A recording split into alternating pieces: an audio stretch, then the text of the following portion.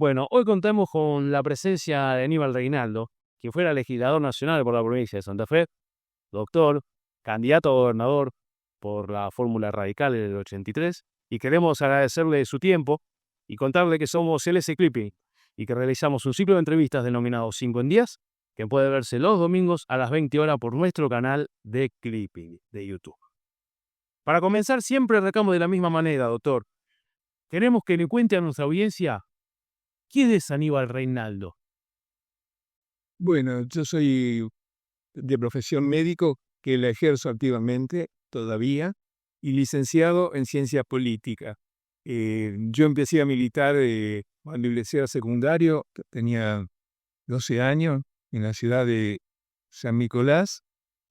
Me acuerdo que me fui a afiliar, todavía no había cumplido los 12, y entonces me dice el que estaba el presidente del comité de San, mira, nene, cuando cumplas los 12 vení que te hacemos las fichas. En aquel momento eran fichas de adhesión, porque la afiliación es a partir de los 18, ¿no? Así que recuerdo perfectamente desde ese momento toda mi actividad política. Dentro del radicalismo, soy de la camada fundacional de lo que fue la coordinadora de Setúbal en 1968.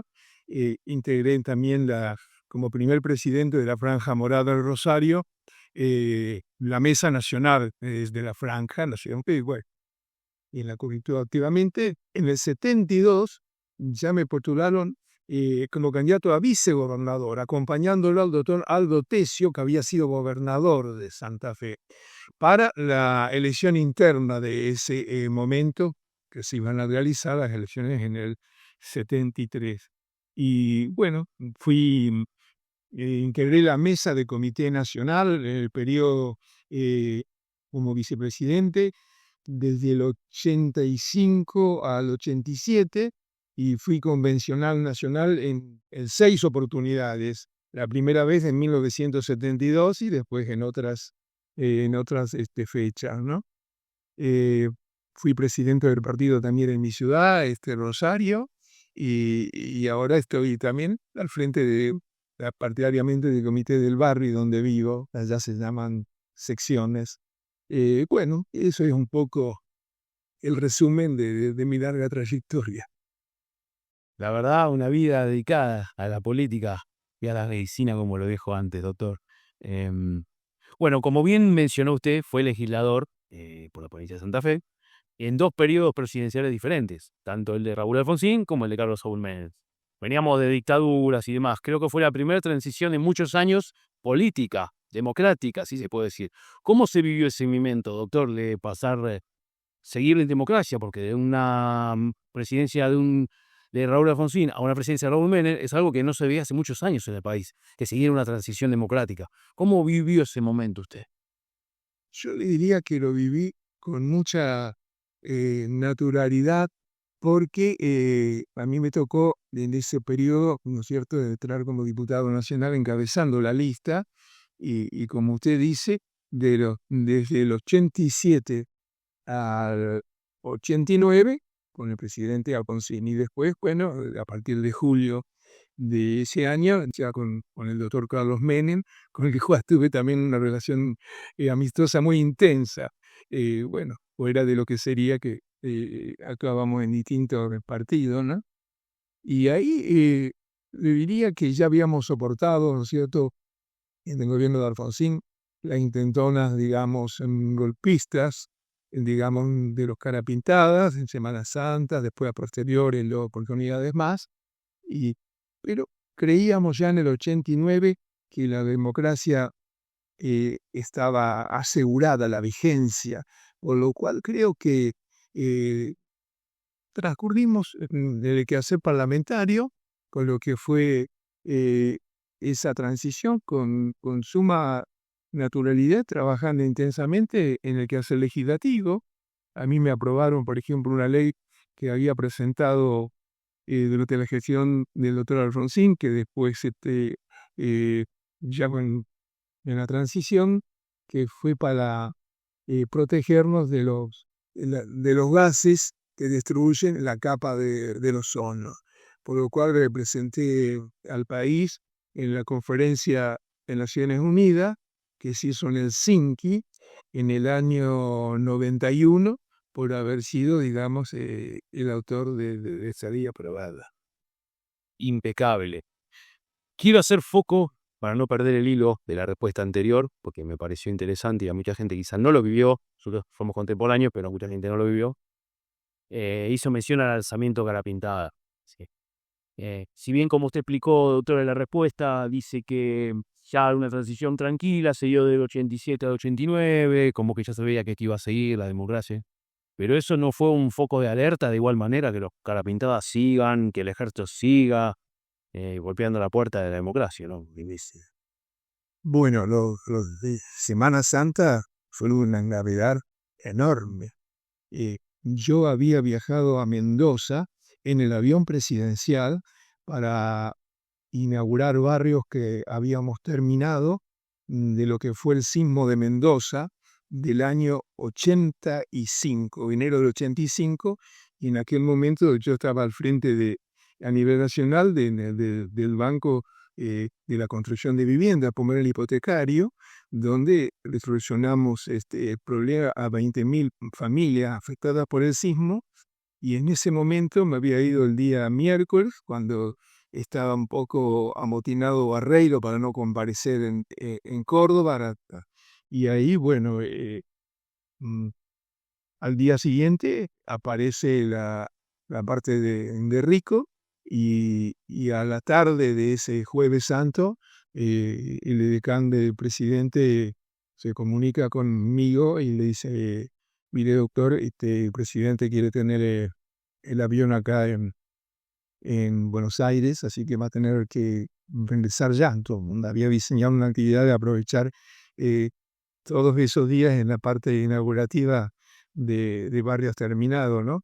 Así que me vuelvo y bueno, y me quedé en la casa de gobierno hasta el domingo de Pascua, en que también fui con otros correligionarios en dos autos distintos a Campo de Mayo, ¿no? Y de ahí, bueno, fue tremendo, ¿no? Porque cuando Alfonsín anuncia que va, la gente se llega hasta la puerta 22. Y entonces ahí eh, hicimos un cordón policial para contener a la gente que quería transponer. Nosotros habíamos acordado con Cara Pintada, que estaban adentro apuntándonos un 100 metros de distancia entre la gente y el cordón policial, y eso, para que ustedes vean el dramatismo de ese momento. Tal es así que cuando cada vez hacían más presión sobre el cordón policial, y yo me sumo a los hombros de alguien, le digo, por favor, le digo, no venzan el cordón, porque corremos riesgo de que nos empiecen a tirar, no sea que nos pase, y el presidente está adentro, que nos pase como en Ecuador, donde fue Febres Cordero presidente y quedó detenido en un cuartel militar. Y entonces una persona me dice, le contesta, porque yo he venido acá con mi hijo, y lo levanta en brazos en el 3 años, a defender la democracia, y si tengo que dar la vida también orgullosamente la daré, ¿no? Y yo bajo la mirada, y con semejante respuesta me dejó prácticamente sin aliento. Vamos un poco a hablar de la actualidad, doctor, sí, porque también consta la entrevista de la actualidad. Sabemos que hay elecciones legislativas este año. Usted, repito, insistencia a la gente, fue legislador muchos años por la provincia de Santa Fe, nacional y provincial. ¿Cómo ve a los partidos políticos hoy? Estas fragmentaciones que se dan, doctor. ¿Tantos candidatos para una sola silla, como se dice?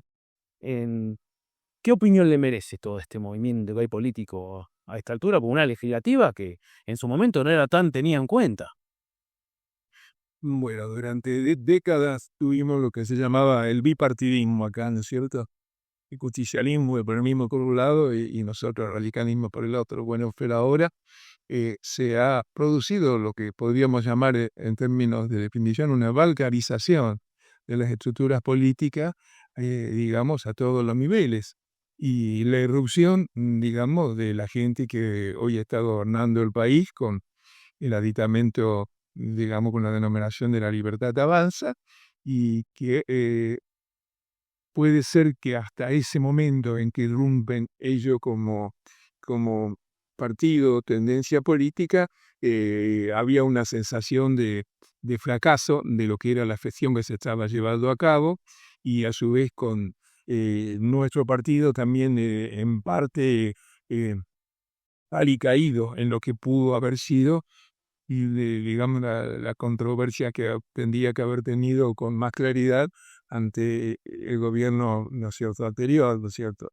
Fue pandemia de, y digamos que gente que duró tanto tiempo, como actuó tal vez como un amortiguador de lo que era la confrontación, ¿no es cierto?, política.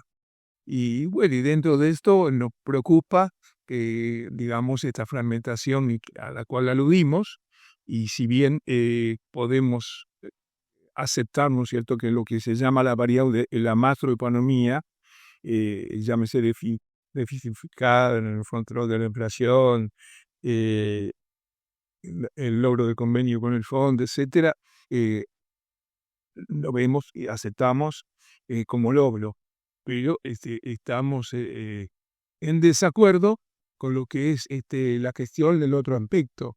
No concebimos que, que un presidente esté diciendo en esta embestida contra muchos sectores, de ellos el periodismo, que hay que odiar lo suficiente al periodismo, más de lo que estamos en este momento en el presente, ¿no? Por citar uno y en la política internacional, este seguidismo a ultranza, con esta gestión también tan desconcertante para el mundo como es la gestión, ¿no es cierto?, de Trump, el no aceptar el cambio climático, el irnos digamos, de la OMS, como ya lo hizo Estados Unidos, y también tuvo el acuerdo de acá de nuestro país. Entonces, nosotros durante mucho tiempo estábamos así en una postura, digamos, bastante no seguidista, pero que era la controversia de aquella época en lo que fue entre Estados Unidos y Rusia. Tal es así que en aquel momento Argentina participaba del llamado bloque de los 77 o países del tercer mundo, que se había creado en el año 50 por las gestiones del presidente de Yugoslavia, Mariscal Tito, el de la India, Nehru, y el de Egipto, Nasser. Y durante el gobierno de India y durante el gobierno de Alfonsín seguimos perteneciendo al llamado bloque. Entonces ver ahora que prácticamente estamos en una posición de seguidismo rastrero de todo lo que hace Estados Unidos, también nos preocupa seriamente por haber cortado con esa trayectoria histórica que habíamos tenido durante décadas, ¿no? Impecable, doctor, impecable. Ahora sí, para ir terminando y devolverle las gracias de traernos su lugar de trabajo, permitirnos llevar a cabo esta entrevista, siempre terminamos de la misma manera en el ciclo. Le pedimos al entrevistado que deje una reflexión para las futuras generaciones. Con todo lo que usted vivió, con todo lo que nos contó en la entrevista de hoy, ¿qué reflexión le dejaría a los jóvenes que siguen? Usted dijo mi lugar de trabajo. Yo viajo semanalmente de mi ciudad Rosario a este lugar que es OLEDA, la obra social de los legisladores de la República Argentina, de la cual soy su secretario de Acción Social y el médico auditor. Y cuando vuelvo a mi ciudad, bueno, acá sortidamente la profesión, ¿no? Y bueno, la reflexión que pudo dejar en el sentido, digamos, de futuro, y que hay que seguir confiando en la democracia. Y para la vigencia de la democracia, el núcleo fundamental para llevarla a cabo esa vigencia son los partidos políticos, que es la célula principal de dicha vigencia que pretendemos que siempre esté en forma permanente y que nunca se dé algún riesgo como tuvimos en los primeros años de la recuperación democrática. Y en este sentido, a la juventud que confíe más en lo que serían las opiniones a través, desde el punto de vista político, y no tanto en el consumo de las redes, que parecería que hoy por hoy están determinando bastante del accionar de franjas etarias, entre ellas los sectores juveniles. Así que tengamos un pensamiento altruista y optimista a la vez, confiando que el país tiene que seguir saliendo adelante, pero con la plena vigencia de la democracia. Muchísimas gracias, doctor, por formar parte de 5 en 10 de LSL.